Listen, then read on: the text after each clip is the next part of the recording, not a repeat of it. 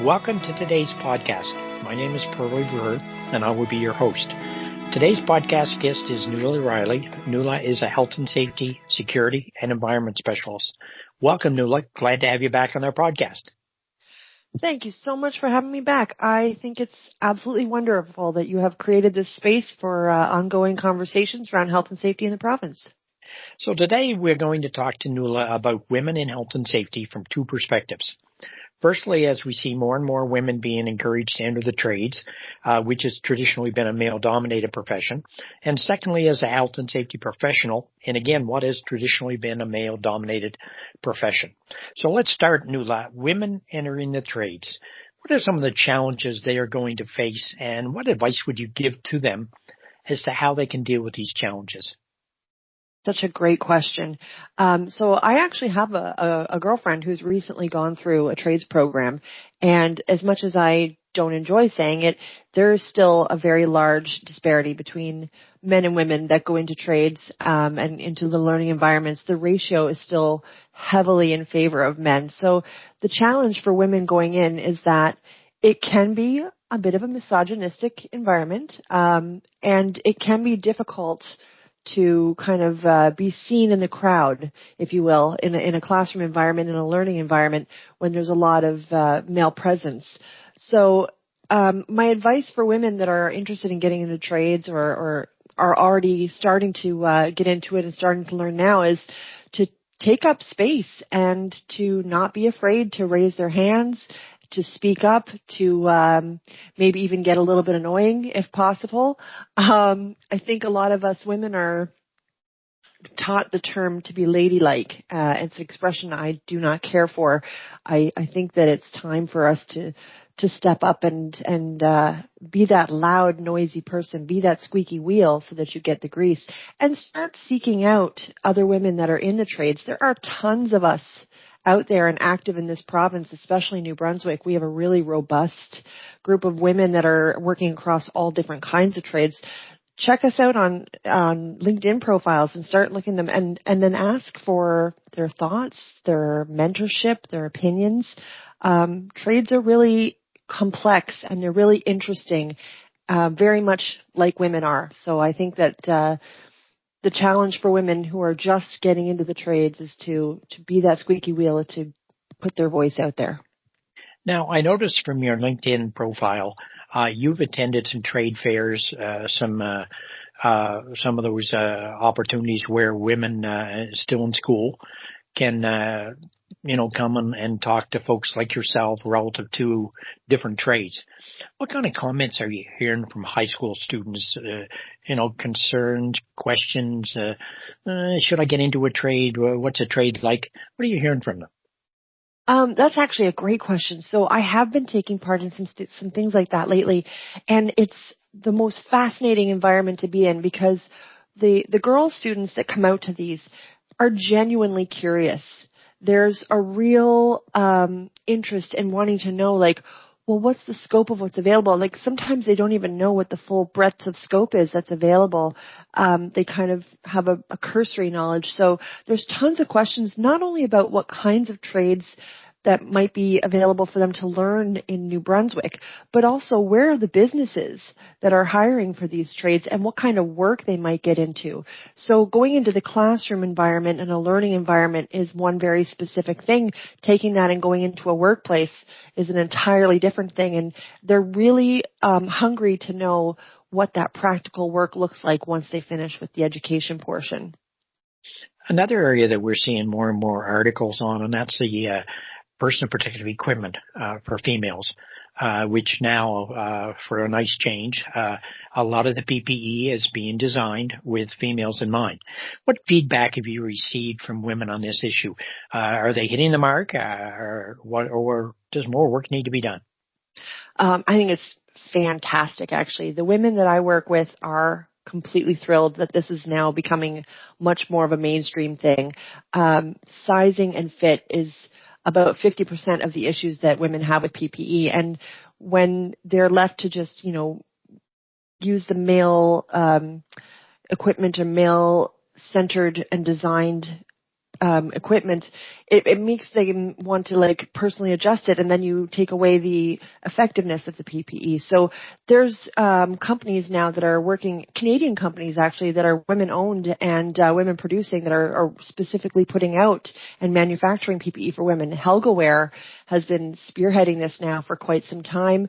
I believe Direct Workwear in Edmonton is also doing this. What this does, and the chatter that kind of happens is, first of all, it's providing a commodity that's really needed, but it's also giving a message to the women that are working in the trades and the ones that are coming in that their value and their safety is being taken just as seriously. I'm even seeing maternity PPE being produced now, which is spectacular. There's nothing that says that a woman who's expecting can't continue in her work right up until, that last ninth month if she's healthy and able to do so. So producing that kind of equipment for women at all stages is just incredibly valuable. The challenge now that's kind of needing to be still brought up is that it's not readily available at the same level that the male designed for PPE is available. So if I were to go into Mark's Work warehouse tomorrow, I'd find all kinds of range of PPE for men, and it's a little harder to find them for the women. Now, I will say that when it comes to things like work boots, they're already there. It's already in all the sizes, and that's already there. I'd love to see us get to a point when that is the case across the board. Now, in a lot of cases, do you have to order that from a manufacturer? Yes, we can do it with our suppliers most of the time. It just takes a little bit longer because, as I say, there's still not so many women working in the trades that they keep a inventory on hand, most suppliers. They may have a small inventory, but they don't have a full range of inventory, and that's just because there's not as much demand quite yet. But I'm very hopeful that we're going to get to that point where there is, and those inventories are a lot more accessible and there's less wait time. So what do we have to do to get more women involved in the trades? I think we just, part of what we're doing today actually is going to be a huge part of this. Anytime that we keep a conversation going is when we start getting people paying attention. So this podcast is an excellent example of that. I mean, I can have conversations in my workplace, throughout my breadth of companies that I connect with, and even with other safety professionals throughout the province and throughout the Atlantic provinces. But those are conversations that happen usually one-on-one or at events. When you have a conversation that happens at this level, it gets put out kind of into the world, into the internet. It gets shared, it gets reshared. It's showing the women that might be thinking about it that this is actually really good value work, that there's a want and there's a desire to have more women involved, and you're perpetuating the conversation, and that is the thing that drives change. Now, in a previous life, I taught at a community college, so I'm pretty familiar with trades. But for folks that might be listening today, if they were to come up to you and say, look, what kind of trades potential out there is there for me? What are some of the trades that you would point out to different females? Get into welding, get into electrical. Like they're most of the trades, I would call them pandemic proof, and they don't kind of get affected by downturns in the economy in the same way that other work can and does. But there's so much infrastructure work that is needed to be done in our province and will be coming up in our province with housing, with road work, with all kinds of construction work and maintenance work. Get into the trades that are going to put you into those roles, because you'll never be at a loss for something to do. We're just going to keep on growing and expanding here. We recently crossed the 800,000 population milestone, and that doesn't show much sign of slowing down, which means there's all kinds of stuff that still needs to be brought up. There's all kinds of work, and the trades are a vast chunk of that work. If you can get into road repair work, I like to push welding just because we do a lot of that. But how about heavy equipment operating? Like the sky is the limit. There's literally so much. My work kind of crosses both construction and marine. So, You could be working on a railroad in a trade position. You could be working on the water in a trade position. You could be working out in one of the building companies. It's literally endless. Now, one thing we need to talk about, always talked about, and that's a financial opportunity. Some Yeah. people still have that old mindset that, well, if I go to university, I'm going to make more money, and trades, well, they don't pay a lot. What's your comment there? I actually don't agree with that anymore. I think there might have been a time when that could have been the case, but I'm going to go back to welding as an example. A welder might probably, in the course of their lifetime, maybe, depending on what the university course is, right? Because everything is subjective. So some university courses are going to be putting you on a path to, of course, very high paid positions. If you're going through law school and you're going to be a lawyer, if you're going through medical school, you're going to be a doctor. If you've got your MBA, your business degree, you're going to be on paths to be a high income earner. If you're a general welder, maybe you're not going to hit those marks. But welding has all kinds of little subcategories that come underneath it. And so maybe you go in and do your general welding ticket, and you decide after a little while you want to specialize. I've learned sort of over the years that there's all these different kinds of subcategories to welding, and if you eventually learn to do one of those specialized categories, you're far going to be out earning somebody who has a university degree. Not that long ago, I was talking with a friend of mine who's down in the States and does underwater welding. And I'm going to tell you, she easily clears about $200,000 a year US. So maybe that's not going to be your first point of interest, but there's so many specialities that the trades have as subcategories to your basic levels of learning.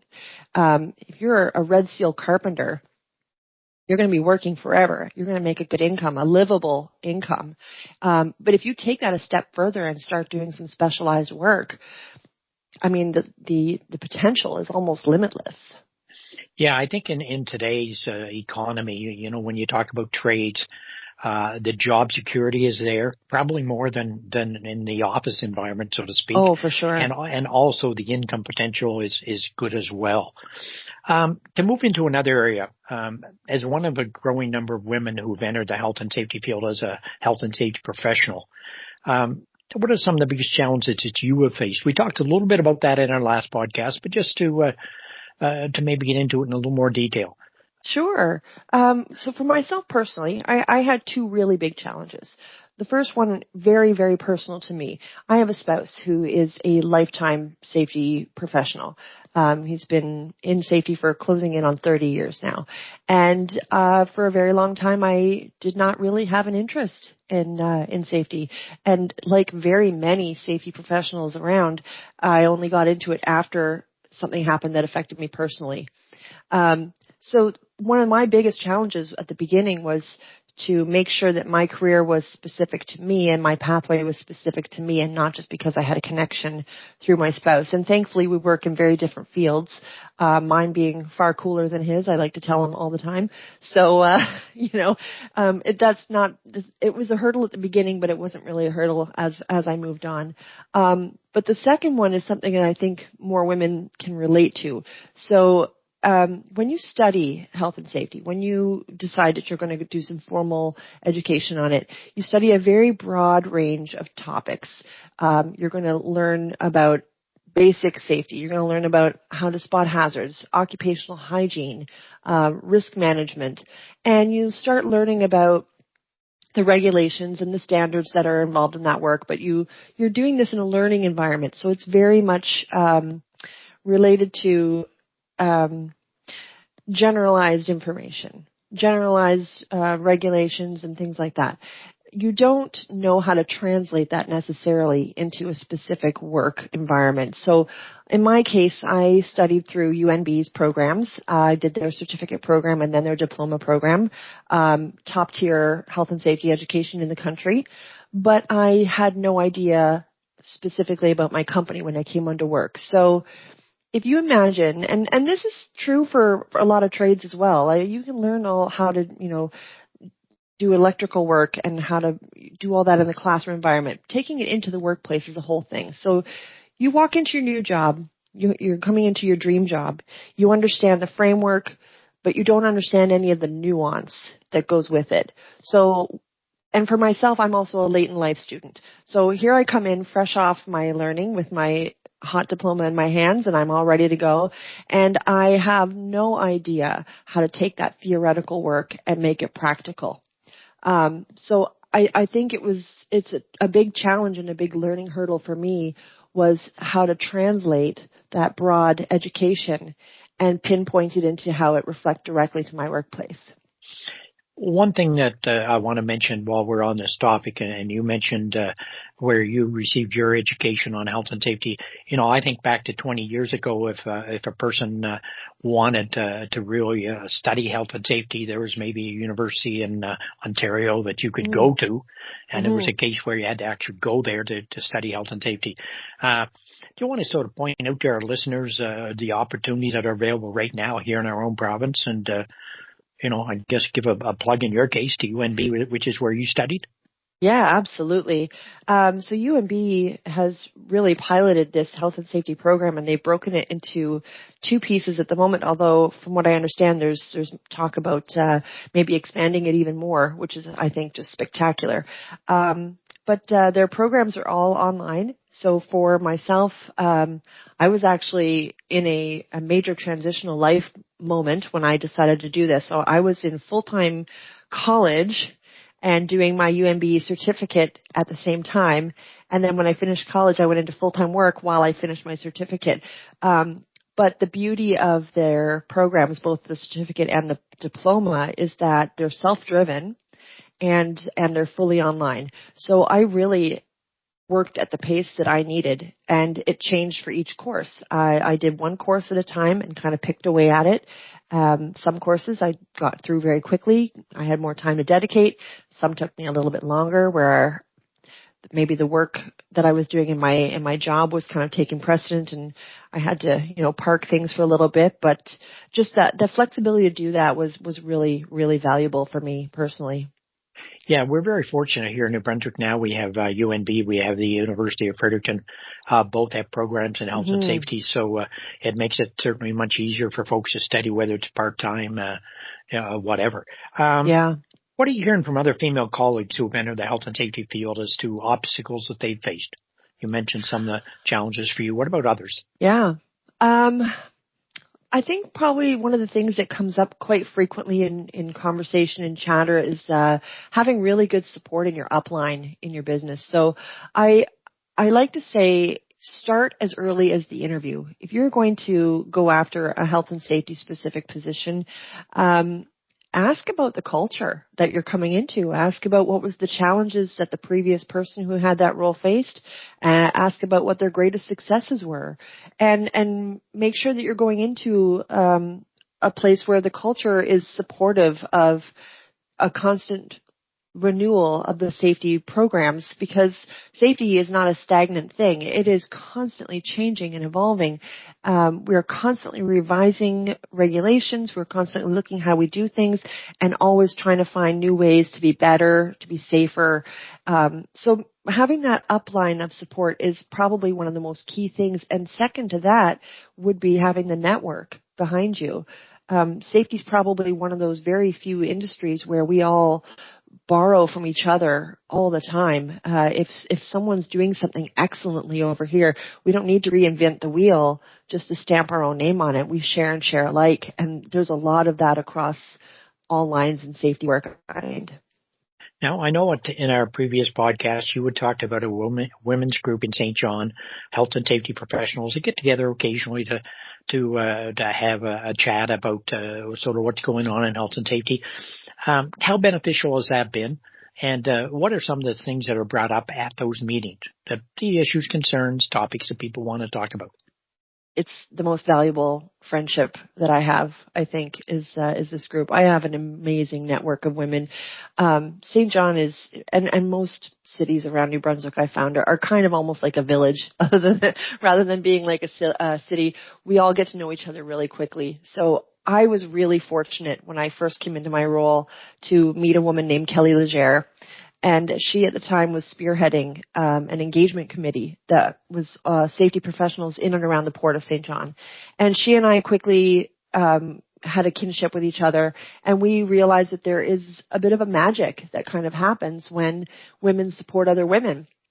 So we started a splinter off of that very professional based and very business based group, and started meeting with safety women specifically, and getting together, have breakfasts about once a month. Now, as things happen, that group has kind of shifted and changed a little bit, but most of us still keep in touch with one another. We don't have the opportunity to meet as regularly as we used to, but we still share resources all the time. We discuss changes in regulations and how we're planning to approach them in our own specific workspaces. We talk about interesting ideas. Some of my best safety initiatives have come from some of those get-togethers. And then, as well as that, I also have a core group of safety professional friends that include a lot of men. And we also try to get together and meet whenever possible. But what it really boils down to is creating that community, is creating your village inside your village of people that are all working towards the same kinds of goals, because really we all do better when we lean on each other. So, if a female was to come to you today and say, look, I know people are talking more about the trades. Yes, I know I hear people like you talking about getting involved in health and safety, but why should I really consider that as something that provides a good long-term option? Sure. Actually, that's a great question. I keep trying to sell my kids on it, but I don't think safety professionals should necessarily start roping their kids in. It's never boring. Safety is one of these weird kind of roles where there's a really healthy mix between the technical and the creative. So it's a little bit of something for everyone. If you're really much more technical minded, maybe you're more interested in the industrial hygiene side of things, which is highly technical. If you're more creative, there's training and there's presentations, there's teaching people how to identify hazards and risks and things like that. Like, it's such a great puzzle piece. And each little puzzle piece has its own little unique way of looking at things. So no two safety programs are going to be the same, even if we all have the same goal. No two safety professionals are going to look at the same things the same way, even if they have the same goal. So I love telling people that it's kind of the sleeper career. Like, it's not the one that you heard from your guidance counselors in high school, but maybe it's one of the best ones out there, because it really just does give you the chance to have your hands in so many different things. And speaking for myself, like, I have a great safety network, but that's not the only people I work with. I work with all kinds of different people from all different levels of management to crew members, down on the ground. So if you're really driven and you are really oriented in kind of figuring things out and puzzling things out, and you genuinely have a care for people and making sure that they're having a good time at work, but being able to go home every single day. And I know that safety people say that a lot, but it's a very real thing. Almost all of us in our profession have at some time or another been touched by a fatality. We never want to see the people that we work with have to deal with that. We never want to make that phone call. So finding the new and the interesting ways to put that message into the forefront of the people that we work with, I mean, is there anything more valuable than that in a workplace? I would be hard pressed to say. Yeah, we just released a podcast this week with a gentleman from Newfoundland, Alex Stuff, who lost his brother in a workplace accident in a confined space. Mm-hmm. And, whenever you hear these stories, it really hits you hard, and it reminds us of why we're in health and safety. I'm like you, and most of the people I've interviewed are like us. No one really started out of high school or university in the field of health and safety. It was something that came along later, in some cases much later. Yeah. And people tend to sort of accidentally end up in the field for a variety of reasons. But everyone I've talked to really enjoys it. Like you, they find there's so much variety. There's so many opportunities. There's so many different fields you can work in within health and safety. So whether you're male or female, certainly it's a great career. No matter whether nowadays probably there are more opportunities right out of high school or university, but even if not, it's one career you can always change into. Yeah, absolutely. So really, I think today, to summarize, when you talk about women getting involved in the trades, the message that we're trying to certainly promote is get involved in the trades. It's a great career. Yeah, absolutely. Jump in there. I mean, even if you're unsure, seek out somebody that can, bring you into work for a half a day.